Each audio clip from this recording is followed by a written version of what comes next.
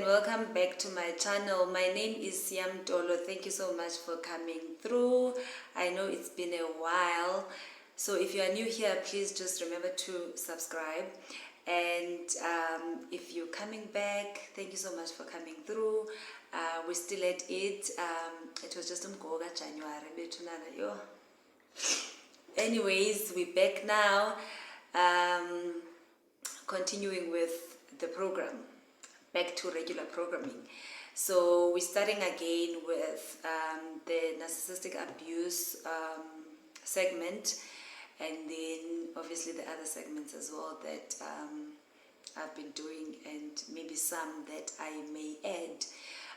So before I continue on how the abuse plays out in relationships, I decided that I should actually first just talk a bit, just briefly, about Covert Narcissist, because I feel like when we talk about narcissists, a lot of times people then imagine the grandiose narcissist to a point where they may think that they are not dealing with a narcissist when it's a covert narcissist, because they don't exactly present the same way as the grandiose narcissists, which are very charismatic, very in your face, very out there, very arrogant, and like outwardly so. So with this one, uzothi ba umntu aqonde ba, no, but this person wasn't like that, he was introverted and whatnot, and therefore maybe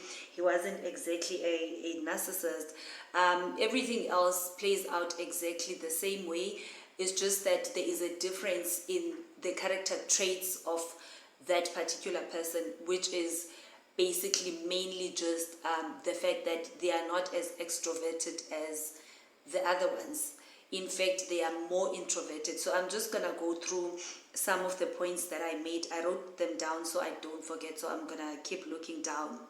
So covert narcissists present as very vulnerable, very anxious, resentful, socially less skilled. So they are more of the, oh, is me, they're not in your face. They don't want to go out, they just don't want to be around people most of the time. And they are very irritable, they are very victimized, they are very needy, they are very hostile, and they are very sad. So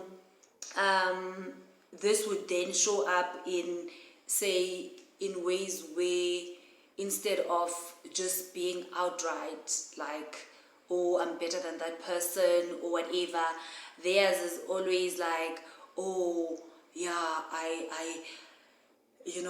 I'm such a good person, I don't know why I didn't get that job or whatever. And they will always be criticizing people who are doing better, maybe in the same field, so for them it's not as grandiose as, like, the grandiose narcissist or the malignant narcissist who will be like, oh yeah, that one, this one, or whatever. For them it's always like, oh, at least you got a head start, at least you got your family to help you. Oh, that's why you got that job, because this, and with me, it's not like that.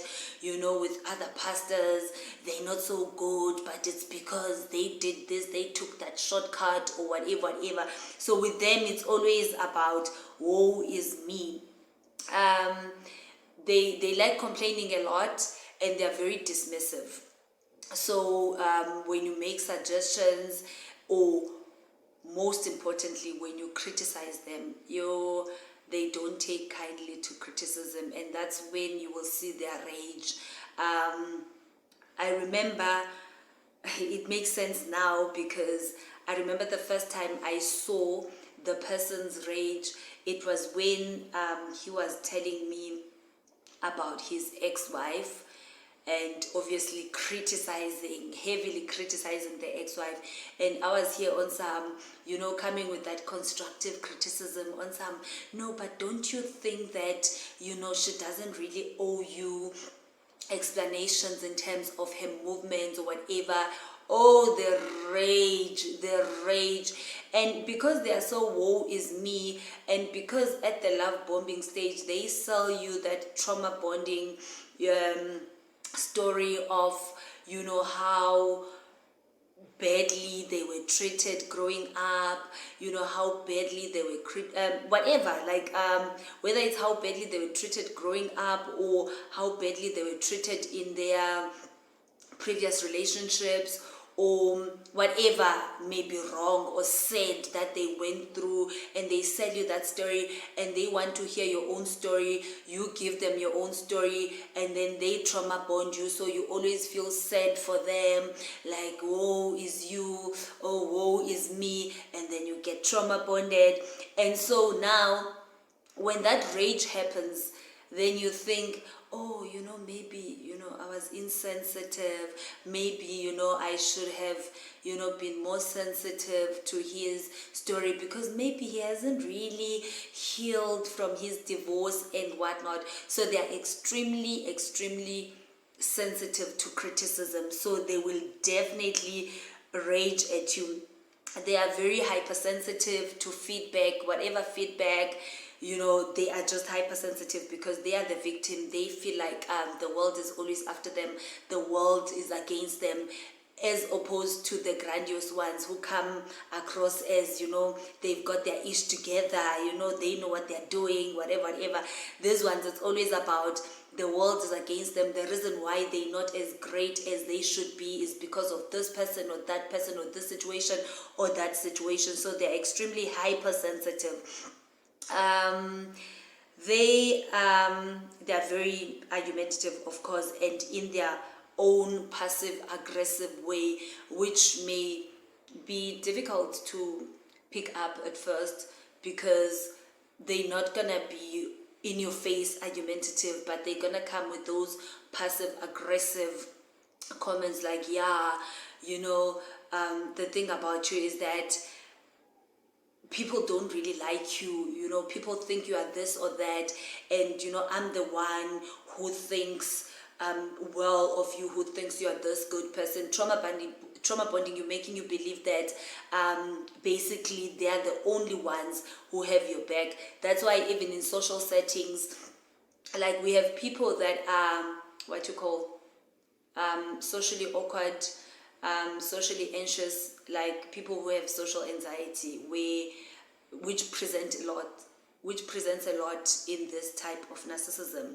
But then when it's you as a normal person who is just socially awkward or socially anxious, when you do find yourself in such settings, you're not gonna be like sitting around, being all contemptuous and, just being all mean and whatnot. Whereas with the covert narcissist, if you do say maybe go to a party with him or a social setting with him, then he's gonna be sitting there criticizing people. Oh, why are they talking so much?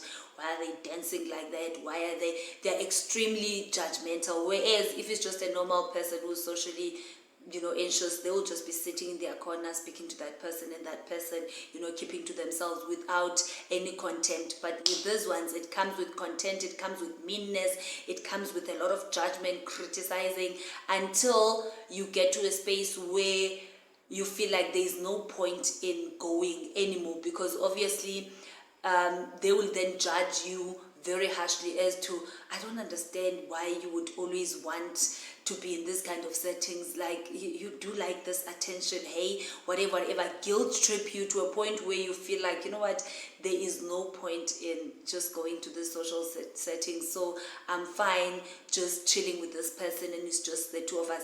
That's how they would isolate you, as compared to the grandiose narcissist who will point blank tell you that you are not going there. These ones, they will be there with you, and with their contempt and their meanness and their whatever and their judgment, until a point where you just don't see the point anymore. Like you just don't see the point of going anymore, because like, what's the point? Because I'm gonna be there and I'm gonna be judged anyways. So they are not as extroverted. They don't like socializing. And how you get drawn to them, you would ask. is because, with the grandiose narcissist and the malignant ones, you would be drawn to their charisma, their charm, even their love bombing is extremely charming, as opposed to these ones that their love bombing is very much about you, about seeing you, I see you, and they will guilt trip you into agreeing to things that you may be uncomfortable about. Say, for instance, when you feel like things are moving too fast, like him suggesting that you meet the family after the first date, then they will guilt trip you until you agree to it, whereas the other ones will charm you, and then you just fall for their charm. These ones you fall for, you pity them, so you fall for them via their sorry, woe is me, pity, and whatever. So you get drawn to that because they attract empaths. They attract empaths because empaths are naturally rescuers. So when they then sell you that backstory of their sadness, whatever bad things that happened to them growing up, then they sell you that, and you get drawn to that because then that fixer in you then rises, and then you want to rescue them.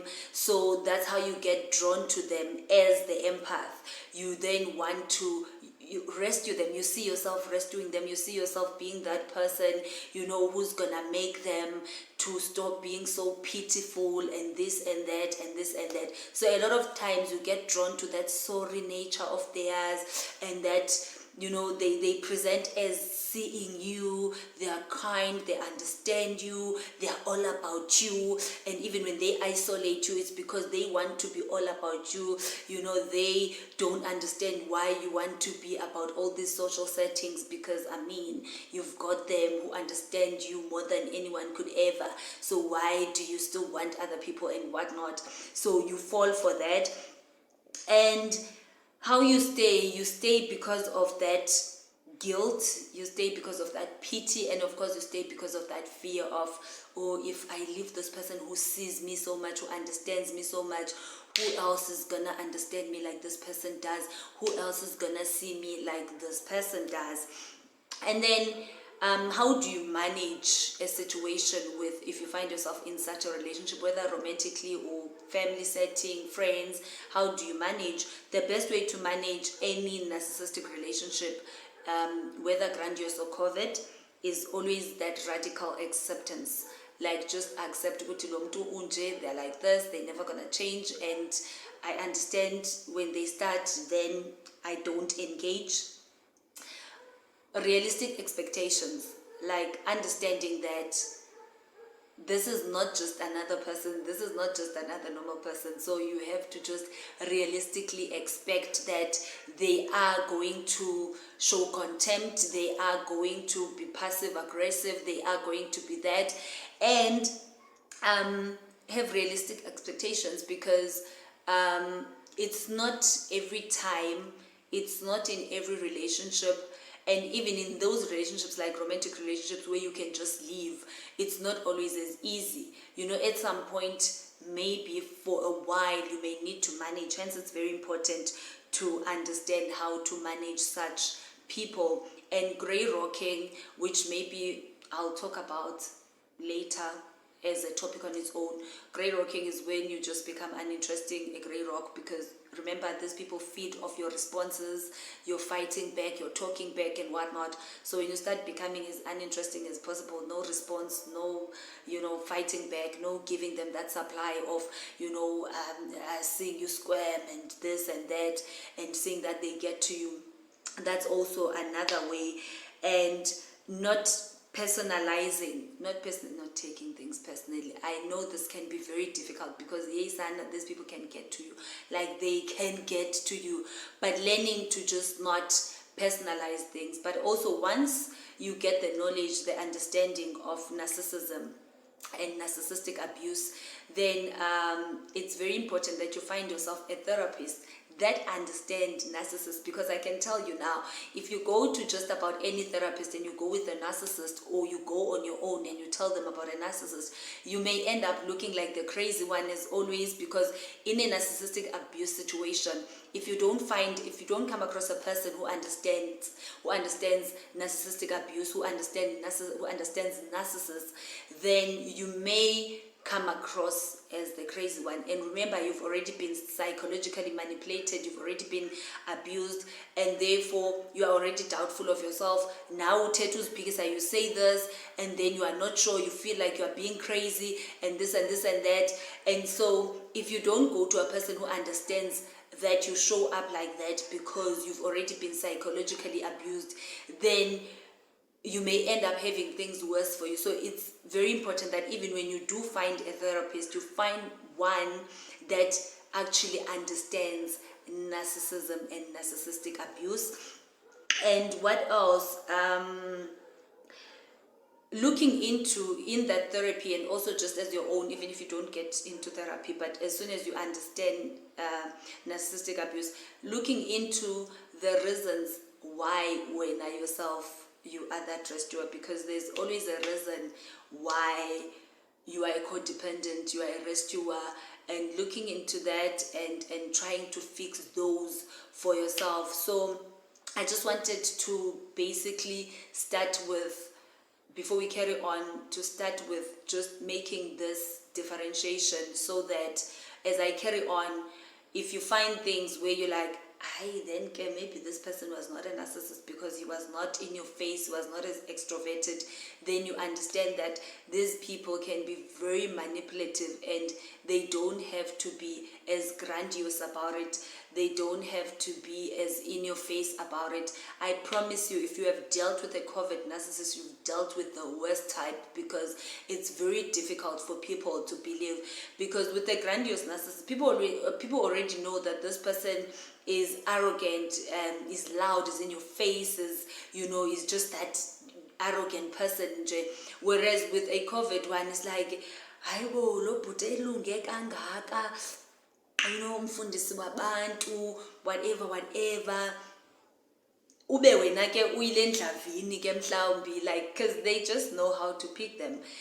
Ube wena ke uyile ndlavini mhlawumbi in your face wena qala, like you are just that person who talks, who does this. So it now becomes like, Shem, obviously nguye lo orongo kule relationship, because kaloku lo bhuti siyamazi uzithulele, uzilungele, he's not even a talker, he's not even out there, so it can't be. So yeah, that's it for now. And then in the next installment, then I'm gonna continue to talk about how narcissistic abuse shows up in a relationship in the different ways, and just picking on them as I remember them and as I think they're gonna be helpful. And then we're just gonna continue doing this, guys. I am never gonna stop. Yes, this series of narcissistic abuse may end, as in I may finish it, but there will always be things that from time to time I will pop up and talk about where this is concerned, because I've taken it upon myself to make sure that I educate people as much as possible about narcissistic abuse, because I've realized that the only defense against narcissistic abuse is knowledge, believe me. And even for your healing, you need the knowledge. So it's very important for us to know. Like, for instance, now I was watching the Tinder Swindler, and I was looking at how just everything played out, and how it really always plays out like that in narcissistic abuse relationships. Because those things those people are really just sociopaths, psychopaths, narcissists, the same group of people, how they show up in relationships, how they do their things, how they scam you. I mean, I was also in that situation where someone came onto me on some, giving money here and there, go have dinner. If I was there, I would go and have dinner with you, so Simon, at first, like, showing me all these invoices of the hundreds of thousands that he's gonna get, and I'm like, child, yes, this is over rich. And then all of a sudden, because it's a covert narcissist, is not gonna point blank like Simon say, send money, my enemies are after me, Peter is down. A covert narcissist will come with their sob story. This money is not coming. I don't know what's going on. I haven't even eaten. And you will volunteer like, no, it's fine. Then I can be giving you 1,000 rand so long, and then you can manage, and then you'll give me back. Relationships ungakhange uyifumane imali yakho. So guys, yeah, that's it for now. Thank you for coming through. Remember to like, comment, subscribe, and as we engage, Betunana, let's engage, because I also love hearing your own stories. And yeah, goodbye.